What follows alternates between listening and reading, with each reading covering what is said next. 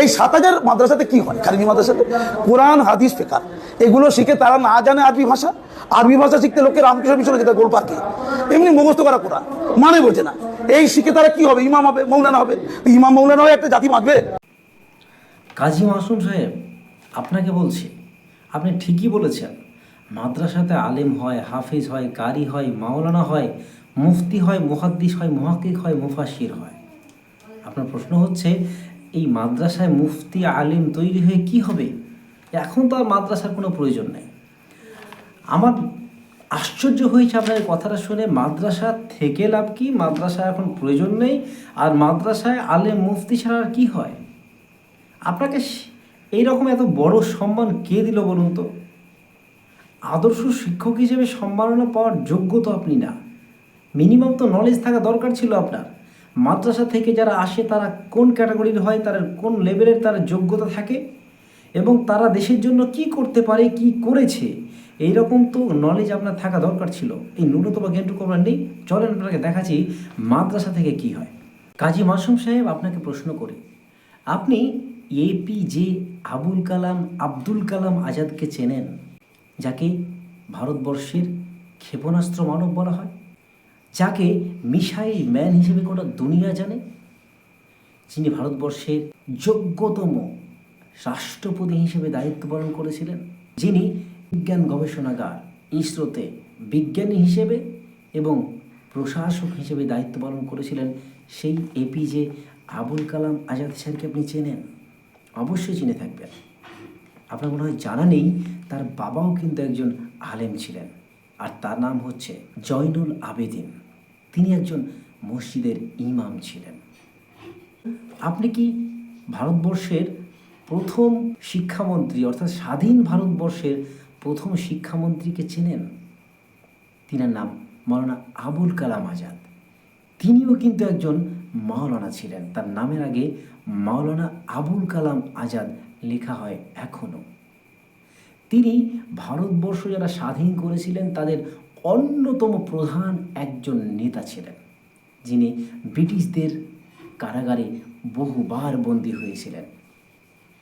তিনি ভারতবর্ষের স্বাধীন ভারতের প্রথম শিক্ষামন্ত্রী হিসেবে কাজ করেছিলেন। আপনি চেনেন সেই মানুষটাকে, যেই মানুষটা ইনকিলাব জিন্দাবাদ স্লোগান দিয়েছিলেন? জেনে থাকা তো উচিত আপনার। আপনি তো অনেক বড় সম্মান পেয়েছেন, ভারত রত্ন, আপনি সেই সম্মান পেয়েছেন। তো ভারত রত্নদের নাম তো আমাদের মনে থাকা উচিত। আচ্ছা, ইনকিলাব জিন্দাবাদ স্লোগানের রচয়িতা কি প্রবক্তাকে আপনি জানেন? বেশি খাটতে হবে না, আমি আপনাকে বলে দিই, তিনি হচ্ছেন হযরত মুহানি। তার নামের আগে মাওলানা আছে, মাওলানা হযরত মুহানি। তিনি কিন্তু মাদ্রাসার আলেম ছিলেন, অন্য কেউ ছিলেন না। আপনি চেনেন ওবায়দুল্লাহ সিন্ধি সাহেবকে? মাওলানা ওবায়দুল্লাহ সিন্ধি, তিনি একজন মাদ্রাসার আলেম ছিলেন।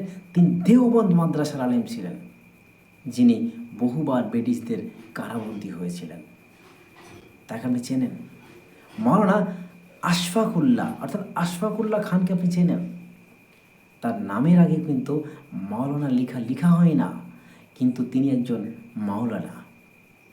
বাঁশের কেল্লার যিনি নায়ক ছিলেন, তিতুমির, আপনি তাকে চেনেন? তার অরিজিনাল নাম কি? তার অরিজিনাল নাম হচ্ছে মীর নিসার আলী। তিনি কিন্তু মাদ্রাসা পড়ুয়া একজন হাফেজে কোরআন ছিলেন। তার ভাগ্নে মাসুম, গোলাম মাসুমকে আপনি চেনেন? তিনিও কিন্তু মাদ্রাসা পড়ুয়া একজন হাফেজে কোরআন ছিলেন। তো মাদ্রাসা থেকে কি তৈরি হয় এর পরও কি আপনাকে প্রমাণ দেওয়া লাগবে? এরকম হাজার হাজার লক্ষ লক্ষ মাওলানা দেশের জন্য প্রাণ দিয়েছেন। কখন প্রাণ দিয়েছেন? যখন দেশের জন্য প্রাণ প্রয়োজন ছিল তখন। আজকের দিনে যদি মাদ্রাসাগুলোকে বন্ধ করে দেওয়া হয়, বা আপনাদের মতো অযোগ্য সন্তানরা যদি মাদ্রাসাকে বন্ধের দাবি তোলে, তাহলে তার পিছনের অভিসন্ধি অবশ্যই খারাপ। কারণ মাদ্রাসাতে যেই শিক্ষাটা দেওয়া হয় সেই শিক্ষা যদি আজকে মানুষ পেত, তাহলে আপনার মতো এমন বেয়াদব শিক্ষক ভারতবর্ষে থাকতো না। এমন বেয়াদব একজন মানুষ ভারত রত্নের মতো একজন গুরুত্বপূর্ণ একটি পুরস্কার বা উপহার বা সম্মান পেত না। কেন বলছি? বিবেচনা করবেন। মানুষের রক্তের কখন প্রয়োজন হয়, মানুষের প্রয়োজন কখন হয়?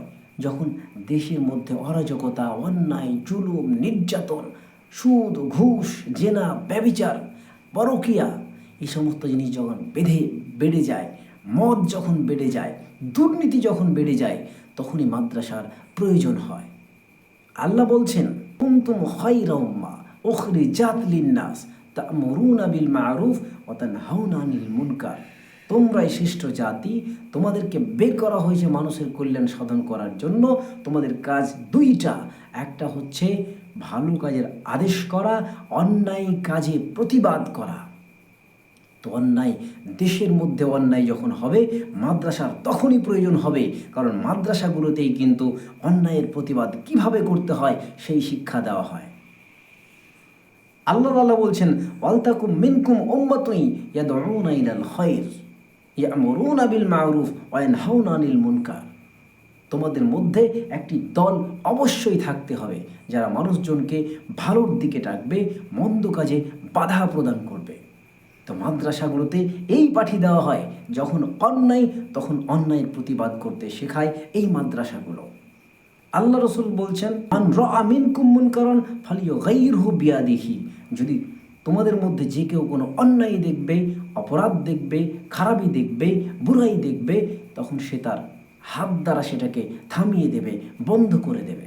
যদি হাত দ্বারা সেটাকে পরিবর্তন করার সক্ষমতা না থাকে, তাহলে তার মুখ দ্বারা করবে। মুখ দ্বারা যদি পরিবর্তন করার সক্ষমতা না থাকে, তাহলে অন্তর দ্বারা তাকে ঘৃণা করবে এবং সেটাকে পরিবর্তন করার জন্য পরিকল্পনা করবে। আল্লাহ রাসূল সাল্লাল্লাহু আলাইহি ওয়াসাল্লাম এই বার্তা, এই শিক্ষা, এই বার্তা, এই মেসেজ উম্মতে মুহাম্মাদিকে দিয়েছেন। আর সেই পাঠ কিন্তু মাদ্রাসাগুলোতেই হয়। তাই মাদ্রাসার যারা বিরোধিতা করবে, তারা নিঃসন্দেহে ভেবে নিতে হবে তারা দেশের শত্রু, তারা জাতির শত্রু, তারা সমাজের শত্রু, তারা রাষ্ট্রের শত্রু, তারা পৃথিবীর শত্রু। কারণ পৃথিবীতে কোনো ভালো মানুষ কোনোদিন অন্যায়কে বরদাস্ত করতে পারে না, আর অন্যায়কে সাপোর্ট করতে পারে না। আর অন্যায়ের প্রতিবাদ যারা চায়, তারা মাদ্রাসাকে টিকাতে চাইবে, এটাই স্বাভাবিক। তাই মাদ্রাসা অবশ্যই দেশের স্বার্থে, অবশ্যই জাতির স্বার্থে, সমাজের স্বার্থে। দেশের মধ্যে নৈতিকতা, মানবিকতা, দেশপ্রেমকে জাগিয়ে তুলতে হলে মাদ্রাসাকে নতুনভাবে সাজাতে হবে। এটাই হচ্ছে সত্য এবং বাস্তবতা।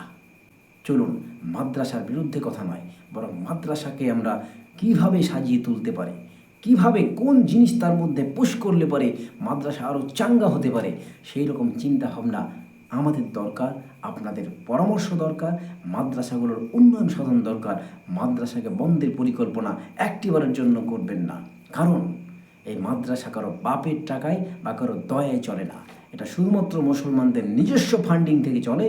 তিল তিল করে ঘাম ঝরানো টাকা থেকে তারা কিন্তু মাদ্রাসা তৈরি করে, মসজিদ তৈরি করে। আর এটার উপরে আঙুল তুললে মুসলমানরা কিন্তু কখনো চুপ করে থাকবে না, এটাই সত্য।